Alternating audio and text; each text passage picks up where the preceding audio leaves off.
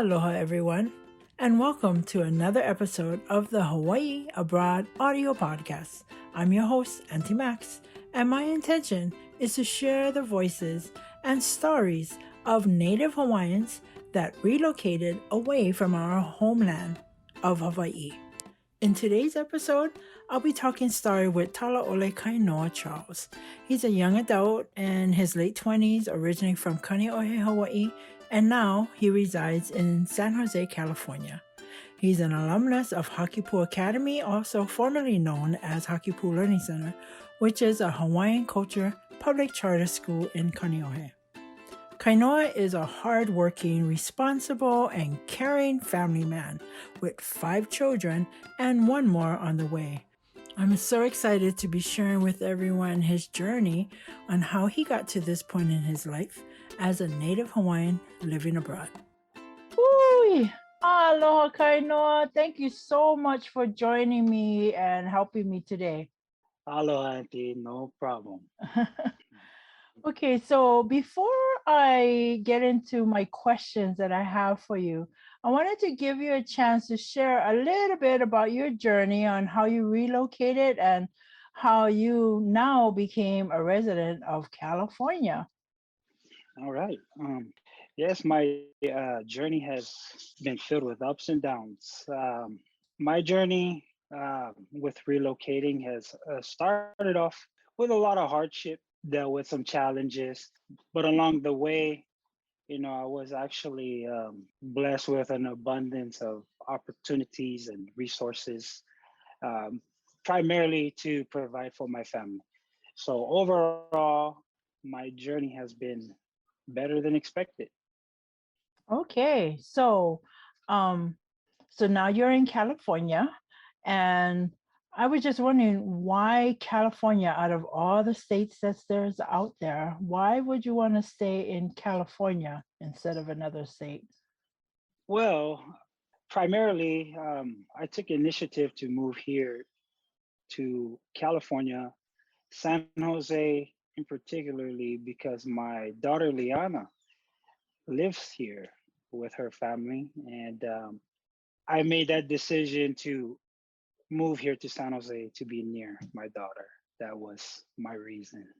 So is this relocation meant to be temporary or permanent, or what do you say? I always tell myself it's temporary. Eventually, I would like to move back home, being that it's my home, my comfort, you know.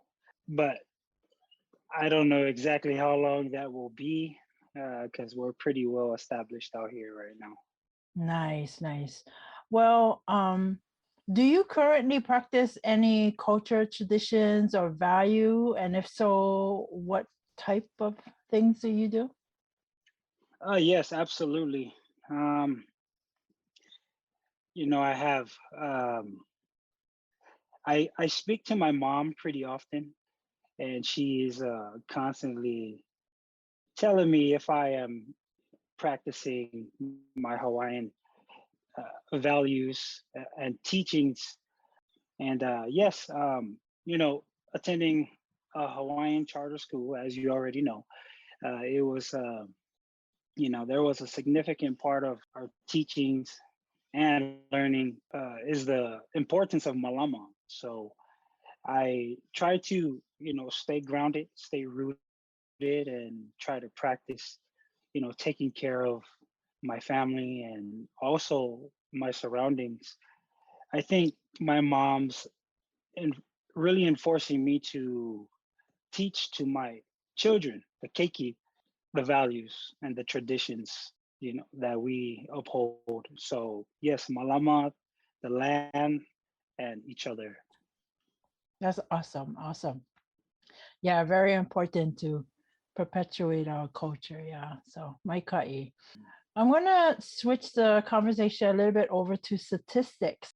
So I was able to do some basic research on the Native Hawaiian population in Hawaii and how it decreased tremendously, just that population. Yeah. So Mhm.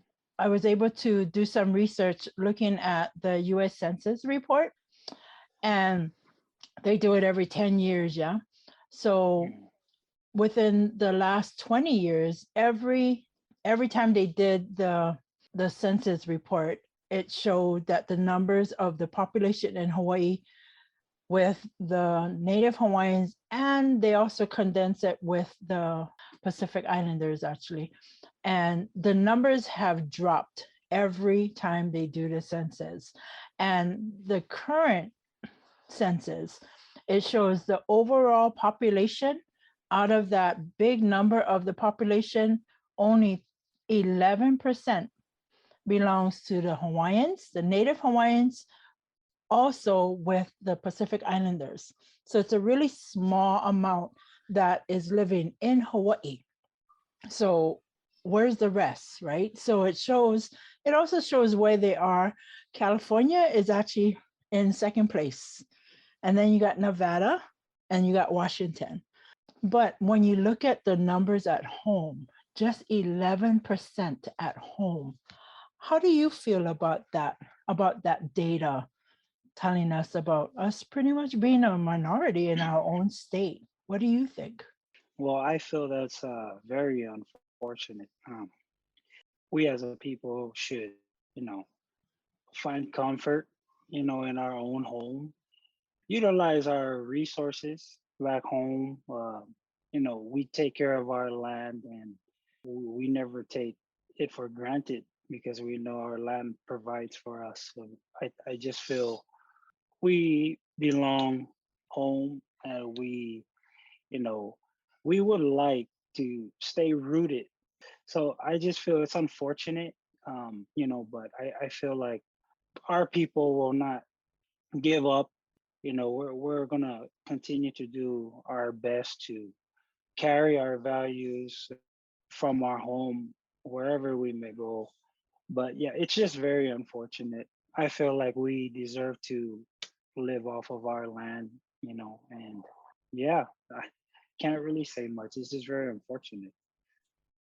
Yeah, it is. But you made a good point about wherever we go, we still have that spirit of Hawaii still inside us. Yeah. But why do you think our numbers drop so much in Hawaii? Why are people moving? What's your opinion on that? Oh yes, the cost of living for one, and I feel like the economics, we tend to see the cost of living go up, and your average working class and low class stays kind of parallel, while um, the economics kind of skyrocket. And I feel like the gap gets bigger and bigger each year. And that's a main reason why I feel like we as a people decide to make that move, decide to relocate. It's just because of the cost of living, and we just want, better for ourselves, for our family, most important. And here in the mainland, where there's a lot of opportunities, to grow in value. So I feel, you know, with the resources that they have here in the mainland, gives our people a chance to get ahead. So I just feel if there was a way to keep the working class parallel to the cost of living, and you know, keep it, within a decent range, not too drastic, and I feel like that's what's happening back home, and that's why people have to relocate. You make such an important point, boy. Yes, you do. That gap, it has just gotten bigger and bigger. You're right. I mean, it's hard Bigger and bigger. economically. Mhm. The the cost of living is just skyrocketing faster than we can survive financially. Yeah. So Yes. very good Oh point. yeah. Very good point. Yeah. So, as a Kanaka now living abroad or living away from Hawaii, yeah, can you share with us a little bit about living in Hawaii compared to, I'm sorry, living in California compared to Hawaii?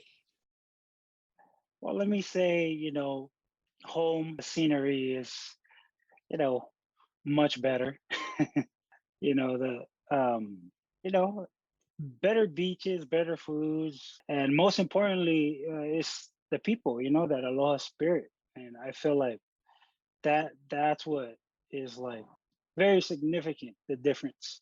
between, here in California and back home. It's just that aloha spirit back home, and gives you warmth, fills you with warmth and a sense of comfort. It's not as stressful. It's just great vibes. And yeah, so that's personally how I feel about you know, the difference, you know, with the perks, I guess, of Hawaii. But there is also a lot of great things here in California as well. But just to uh, make, just to put a line or the difference, here, going back to what I mentioned a little bit earlier, it's, you know, there's a lot of opportunity here, specifically in Silicon Valley. There's so much room to grow and value, because the economics here is continuing to boom, right? And I feel like here they're doing a little bit better as far as the gap, but it can still be pretty, the gap can still get pretty big out here. But I feel like it's not as drastic as back home, because our minimum wage goes up with the economy each year. That's a huge difference. I feel like here is a great place to establish a career, to create stability, for your family. And, the opportunities are just endless. So much resources to grow out here. And I'm trying to utilize that the best I can for for myself, for my family. And yeah, that's pretty much it. So, since you went there about opportunity, would you like to share? Could you share with us a little bit about some maybe career opportunities that you may have experienced there in California? Yes, so I currently, well, first let me say I started off, um, I never had trouble, finding a job here. There's just so many jobs. And because I have so much experience in the warehouse industry, I started off as a typical warehouse associate, but I was given the opportunities to grow within my company. I've had promotions. I've had, a lot of support trying to push me to gain more value. So as of right now, I'm in management. I currently manage a distribution warehouse for our beverage. I work for a winery, and you know, we we have one of the top wineries here in California. So it's the wine industry here in California is a great industry to be in, and I'm currently managing our distribution warehouse. And it took me a while, but it just goes to show that, there's, if you really wanted, the opportunities present itself. So yeah, I hope that answers your question. Yes, it does. It does. Congratulations. I'm so proud of you for being able to move up the ladder. Great Oh, thank job. Yeah. Holo you so mua. much. Thank you. So, Mhm. how about now, if you can share some of your fond memories that you might have from back when you was living home in Hawaii? How about sharing some of those memories with us, if that's okay? Oh yes, so much memories. So first going to the beach pretty much every weekend, or maybe twice a week, 3 times a week. Just the beach, I loved it. We all do. The water park with family. You know, I just remember getting super dark. That's just always been like funny to me. That we've have so much, sun and water growing up, and it was a blast. I had my childhood was the best, and I'm very blessed, with that. Also, there's so much adventure. The ice ponds, we used to go, uh, you know, fishing. We used to go diving. We hike a lot of trails with beautiful sceneries, and just so much things to do out there. So much fun, so much adventure. So I can't wait to be back home so I can, feel young again. That's awesome. I know we have one of my opinion, the the best elements, so we can go out and do all kind of stuff in nature. So yeah, I'm very glad to hear Yes, that. absolutely. So now I was just wondering, if you had a chance to relocate back home to Hawaii, would you like to see some kind of adjustment or any changes to happen in Hawaii before you can even make that decision to move back home? Yes, I would say less development and more Hawaiian-based learning schools. I would say that would be ideal. Uh, as far as me, my opinion, that's what I would like to see. If I do decide to move back home, um, that that would be nice for me. I hear you. I hear you. So, being away from home for so long, first of all, how long have you been away from Hawaii? I got here 2012, I believe. So I think going on about 10 10 years. years. Yes. Wow. Wow, anniversary already. Yeah. 10 Yeah. years. Wow. So, Mm. being away from home for so long, and people leave Hawaii for many different reasons. And now that you have at least 10 years under your belt, I was wondering if you have a message to people, our Kanaka back home, that maybe is trying to think, should I leave? Should I stay? What kind of advice you would give them on helping them to make a decision, or just your opinion on that type of decision making, having to leave home or having to stay? Hmm.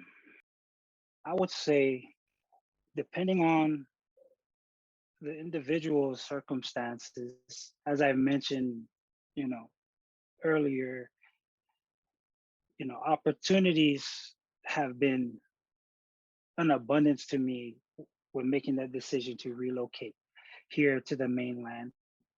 So I feel moving to the mainland is a great opportunity to grow and try to establish a career and just trying to get ahead, providing for your family. I feel like there's so much resources out here to do so, but I do feel if that decision is being made to move or relocate from Hawaii to the mainland, I feel we should carry our values with us, continue to practice our values every day. Malama, the land, even though it's not our homeland, I feel we gotta, you know, keep keep our, traditional and our values important and alive. I feel that's very important. That's what I try to do, you know. But it's all depending on the circumstances, I would have to say. For me, it worked out. It turned out better than I expected. It did come with a lot of hardship, as I mentioned before. But if you just if people find something sustainable, and I feel that can be, and a commitment also.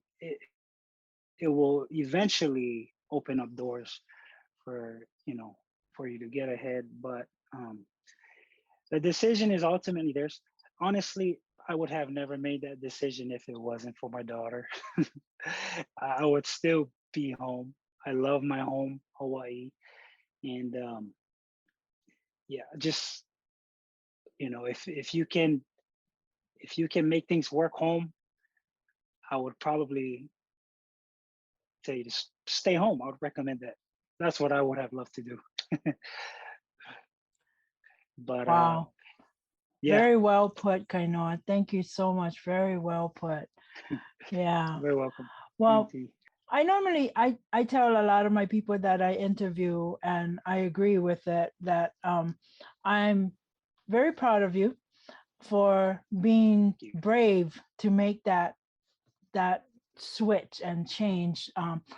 just like I always say in all of my interviews, just like back in history, we had those brave Hawaiians that had to travel the ocean, look for new land, for betterment for their families.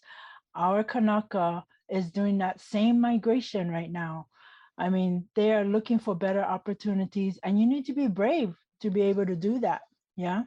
And you are brave, and I'm proud that you was able to take that journey and that you're able to succeed and just do better for your family. So, my ka'i, thank you so much. I'm very proud of you. But Awesome. Thank you so much, Auntie. and also, I just want to thank you. Thank you for being here. I know the way that I can see that you represent Hawaii very well. You continue to carry your values and share it. And I just know you have that aloha spirit in you that you can share and represent Hawaii well. So mahalo, mahalo, mahalo. Mahalo. Thank you, Auntie. You're welcome. Well, everyone, that concludes today's episode with Talaole Kainoa Charles. I hope you enjoyed our discussion. I know I did. Thank you so much for joining me today. I'm Auntie Max signing off. Aloha.